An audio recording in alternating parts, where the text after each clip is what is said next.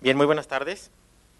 Antes de iniciar, quiero agradecer a la Sociedad Mexicana de Oftalmología por la invitación, al doctor Garza. Y pues en 20 minutos es prácticamente nada para hablarles sobre inflamaciones en niños, pero bueno, vamos a tratar de resumir este tipo de patología en este tipo de pacientes. Para iniciar, bueno, sabemos que este es un reto clínico muy importante tanto para los que no se dedican a la inflamación ocular como para los que nos dedicamos a ella, porque bueno, es difícil la comunicación con este tipo de pacientes, que el paciente tenga la confianza que nosotros para dejarse revisar y obviamente para la elección terapéutica y el apego al tratamiento de este tipo de pacientes. Y desgraciadamente, en este tipo de pacientes el pronóstico visual no es tan bueno porque estas enfermedades que se asocian a uveitis en la infancia pues tienden a la cronicidad, a que el diagnóstico lo hacemos tarde y que se asocian a enfermedades sistémicas diferentes a las del adulto y que también hay dificultad en el manejo inmunomodulador e inmunosupresor de este tipo de pacientes. Representan hasta el 10% de la inflamación ocular, la inflamación en niños. En Norteamérica y Europa tiene una incidencia de hasta 6 casos por cada 100.000 habitantes y a diferencia de los adultos, que es menor afortunadamente la incidencia de la inflamación en niños. La edad promedio de presentación es entre los 9 y 10 años. Es raro que encontremos inflamación o que diagnostiquemos la inflamación en niños menores de 4 años y después de los 15 años la etiología es similar en adultos. Generalmente no hay predominio de género, aunque se ha visto ciertas entidades como la artritis idiopática juvenil que predomina en el sexo femenino, así como en algunos reportes de pars planitis predomina en el género masculino. Generalmente tienden a la bilateralidad y a la cronicidad de este tipo de... Esta es una revisión de varias series desde el 54 hasta el 2009, en donde vemos donde hay un predominio de la uveitis anterior en la mayoría de los casos, seguidos de las uveitis intermedias. Igualmente, dentro de la etiología no infecciosa fue la más frecuente, y dentro de ellas la artritis idiopática juvenil, la pars planitis fueron las que ocuparon el primer lugar. Dentro de las enfermedades sistémicas asociadas, bueno, es la artritis idiopática juvenil, enfermedad de Behçet, que afortunadamente en nuestro medio no es muy frecuente. También así el síndrome de Tinu, que es una nefritis tubulointersticial asociada a uveitis, que también no es muy frecuente, y algunos síndromes enmascarados, sarcoidosis, y las uveitis asociadas al HLA-B27, que en el caso de pediátricos no es tan frecuente a diferencia de los adultos. También, bueno, a las uveitis asociadas a infecciones, la más frecuente fue la herpética, la queratovitis herpética por herpes simple y zóster, y otras causas menos frecuentes, afortunadamente, sífilis y infecciones parasitarias, esto principalmente en la India. Y dentro de las no infecciosas asociadas al ojo, el síndrome uvítico de Fuchs fue también de las más frecuentes. Bien, voy a hablar un poco sobre la uveitis anterior asociada a artritis idiopática juvenil. Como ustedes saben, esta es una artritis periférica crónica que afecta una o más articulaciones con un margen de 6 o más semanas, que típico que se inicia antes de los 16 años de edad, y existen varios tipos: la pausoarticular, poliarticular y la sistémica. De estas, la enfermedad pausoarticular, que afecta de 1 a 4 articulaciones, es la que se asocia principalmente a la inflamación intraocular. Entre los factores de riesgo para que tengan uveitis anterior este tipo de pacientes es el sexo femenino, como les mencioné, la enfermedad pausoarticular y que inicie antes de los 7 años. También estos pacientes se asocian a que tienen los anticuerpos antinucleares positivos y el factor reumatoide negativo. Por eso se cambió la nomenclatura, que antes le llamábamos artritis reumatoide juvenil. Ahora, por los hallazgos que se encuentran en el laboratorio, que ya el factor reumatoide es negativo, la nomenclatura es artritis idiopática juvenil. Lo que vamos a encontrar es una uveitis anterior bilateral crónica, a diferencia de la de los adultos. El ojo no vamos a encontrar una hiperemia muy importante, o inclusive el ojo va a ser blanco, asintomática, y generalmente por eso nos retardamos en el diagnóstico, porque el papá o el niño no va a tener ninguna molestia, o el papá no se va a dar cuenta de que él tiene el ojo rojo. Hasta cuando ya pasa tiempo y vemos las complicaciones crónicas de la enfermedad, como la queratopatía en banda, cataratas, cínicas posteriores, y a veces vamos a encontrar inflamación leve en la cámara anterior. ¿Y cómo vamos a seguir este tipo de pacientes? Bueno, si sabemos que la artritis idiopática es parcial articular, tiene un riesgo alto de padecer uveitis anterior, entonces lo vamos a estar vigilando cada 3 meses, y a diferencia de la sistémica, que tiene un riesgo bajo, la revisión puede ser cada año en estos pacientes. Aquí vemos un ejemplo, no vemos muy bien la conjuntiva, pero si se fijan, el ojo se ve tranquilo, es un ojo blanco, pero vemos ya que tiene sinequias posteriores prácticamente casi los 360 grados. Aquí vemos en donde, como cualquier uveitis crónica, una queratopatía en banda. Y ya en casos muy avanzados, bueno, vemos aquí queratopatía en banda y ya catarata, que principalmente puede ser el primer hallazgo que noten los padres o los maestros, leucocoria, y por eso llevar al niño con nosotros al oftalmólogo. Dentro de las uveitis intermedias, las no infecciosas, las más comunes son la esclerosis múltiple y la sarcoidosis, aunque en niños es poco frecuente.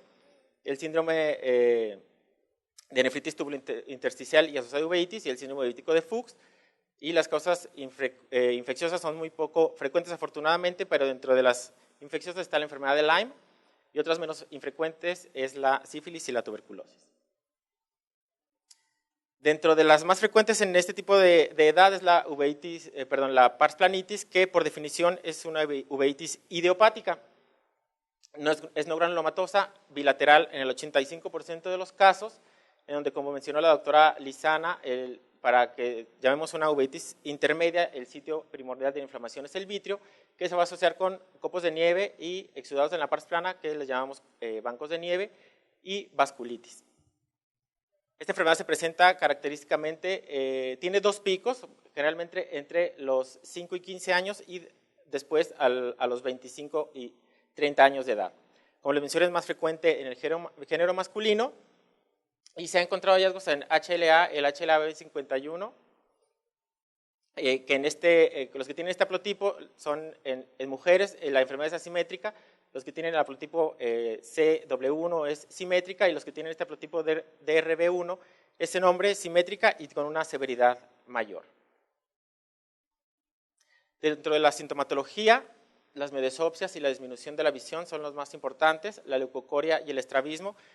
Esta enfermedad, a pesar de ser bilateral, es asincrónica, generalmente inicia en un ojo, entonces es difícil que el niño se queje de que vea mal, ya sea con el ojo derecho o el ojo izquierdo, entonces por eso ya los diagnosticamos tarde en este tipo de pacientes. Como les mencioné, el ojo va a estar blanco, podemos en un 44% encontrar queratopatía en banda. Aquí es muy frecuente en un cuarto de los pacientes la endoteliopatía autoinmune.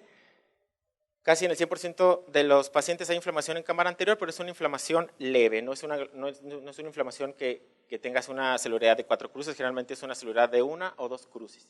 Y casi en la mitad de los pacientes vamos a encontrar sinequias posteriores. Dentro de los hallazgos clínicos es característico la vitritis, los copos de nieve, la vasculitis, papilitis está en el 70% de los pacientes, y 2/3 de los pacientes podemos encontrar copos de nieve. Aquí vemos la foto clínica, donde vemos una sinequia anterior y algunas opacidades en el vitrio. Aquí vemos queratopatía en banda, y esto es lo que les mencionaba, la queratopatía autoinmune, que es un edema estromal, y generalmente inferior, y cómo lo vamos a distinguir que esta es una endoteliopatía autoinmune, porque subyacente al edema estromal vamos a encontrar depósitos retroqueráticos en la córnea. Y característicos los bueno, aquí está formando algunos bancos de nieve y los copos de nieve. Los copos de nieve generalmente los podemos encontrar en cualquier parte del vitrio, pero por gravedad generalmente los encontramos en la parte inferior. Y algo característico, el diagnóstico de esta enfermedad es básicamente clínico, pero la fluoroangiografía nos va a ayudar tanto para confirmar el diagnóstico como para seguir a estos pacientes en cuanto al tratamiento. Y lo característico de esta enfermedad es que vamos a tener una imagen en el lecho, porque lo que tenemos aquí es una inflamación de los capilares venulares. Por eso nos da esta imagen donde hay una perfusión del colorante en los capilares venulares, mientras que en los capilares arteriales no existe tal filtración, por eso da esta imagen en el lecho que es característico de esta enfermedad. Dentro de las complicaciones de la parsplanitis, en un estudio que se hizo en la Asociación para Evitar la Ceguera, el edema macular, más del 50% de los pacientes, la catarata, la mitad de los pacientes, hipertensión ocular, el 23%, membrana ciclítica, hemorragia vítrica y glaucoma en menos, afortunadamente, en menos proporción. Aquí vemos una fluoroangiografía en donde vemos una hiperfluorescencia de la papila, pero vemos ya cómo hay fuga de los capilares perifoveolares. Siempre tenemos que buscar el edema macular ya en fases tardías de la fluoroangiografía. ¿Sí? Siempre hay que esperarnos ya en fases de recirculación donde empieza a aparecer el edema macular quístico. Aquí tenemos un OCT donde se ven los quistes intrarretinianos. También otra de las complicaciones es la catarata y la membrana ciclítica, que esta crece a partir de los bancos de nieve que se forman en la parte inferior y crece a través de la cápsula posterior del cristalino, y tenemos que detectarla y tratarla porque de aquí podemos tener un desprendimiento del cuerpo ciliar y llevarnos a una hipertensión crónica y a que ese ojo se vaya a tisis. Dentro de las uveitis posteriores, en este tipo de pacientes, las uveitis, la causa más frecuente son las infecciosas, dentro de las cuales la toxoplasmosis ocupa el primer lugar, que de hecho es la doctora Lizano nos va a hablar más adelante sobre la toxoplasmosis, que es la uveitis posterior más frecuente en nuestro medio. Y este es un estudio que hizo el doctor Garza de la Asociación para Evitar la Ceguera, en donde estudió a pacientes pediátricos con toxoplasmosis, donde el promedio de edad fue entre 4.2 años, con un rango de 6 a 16 años. La enfermedad fue activa en mayores de 5 años, unilateral en el 56%, y donde la principal sintomatología fue la disminución de la agudeza visual. Dentro de las presentaciones, lo más frecuente fue un hallazgo que fue la toxoplasmosis atípica, solamente la cicatriz excavada. En el 15% fue una panuveitis con una uveitis anterior moderada y no granulomatosa, y en el 10% una uveitis posterior moderada severa y solamente un 1% con una neuroretinitis, que esta es de las presentaciones atípicas de la toxoplasmosis. Dentro del número de lesiones, lo más frecuente fue una sola lesión en más de la mitad de los pacientes, y aquí desafortunadamente hasta el 72% fue en el polo posterior. Esto es lo que nos va a llevar a un déficit visual muy importante en estos pacientes. La vasculitis retiniana, hasta en un 60%, generalmente no es muy frecuente encontrar la vasculitis, el envainamiento vascular en este tipo de pacientes. El problema es que a veces no lo buscamos, vemos la cicatriz, el foco activo, y ya, bueno, obviamente está el diagnóstico, pero siempre hay que buscar la vasculitis en estos pacientes. Dentro de las complicaciones que se hallaron fue una membrana neovascular, desprendimiento de retina, y como verán más adelante, esta es una de las uveitis que cursan con hipertensión ocular. De las panuveitis en este tipo de pacientes, afortunadamente son menos frecuentes. De las no infecciosas principalmente es el BKH, y de las infecciosas sífilis, tuberculosis y toxocarasis, que en nuestro medio la toxocarasis es la más frecuente. También podemos encontrar en este tipo de pacientes síndromes enmascarados, de los más frecuentes es retinoblastoma, leucemia linfocítica. Por el grupo de edad el linfoma es poco frecuente, pero sí es frecuente enfermedad de Coates y el xantoclanoma juvenil. Desafortunadamente en este tipo de pacientes, por la edad, el número de complicaciones es alto. Hasta en un tercio de los pacientes en la primera visita ya podemos encontrar una o más de las complicaciones, y si retrasamos el diagnóstico podemos, obviamente, hasta en un 72% a 3 años tener complicaciones tardías por la inflamación. Dentro de las más frecuentes es la catarata, siniquias posteriores y la queratopatía en banda. La queratopatía en banda es más frecuente en uveitis anteriores y en uveitis intermedias. Y de acuerdo al tipo de complicación, bueno, como ya les mencioné, la queratopatía en banda en uveitis anterior e intermedia, el edema macular quístico en uveitis intermedia, y las complicaciones de polo posterior son similares a adultos en panuveitis y en uveitis posteriores. En relación al glaucoma, a 5 años hasta el 8% pueden desarrollar glaucoma. Esto puede ser tanto por complicaciones de la inflamación como por complicaciones del tratamiento. Y otras también complicaciones reportadas en estos pacientes: la hipotonía, desprendimiento de retina, hemorragia vítrea, membranas neovasculares, neovascularización del iris y atrofia de la papila por edema papilar crónico.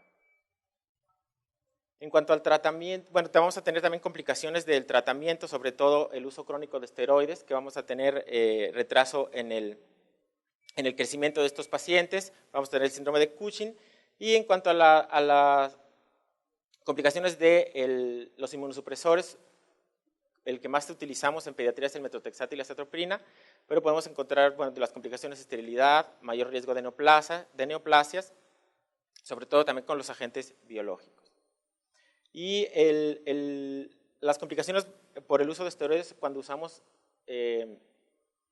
dosis a 2 miligramos, mayores a 2 miligramos por kilo de peso en este tipo de pacientes.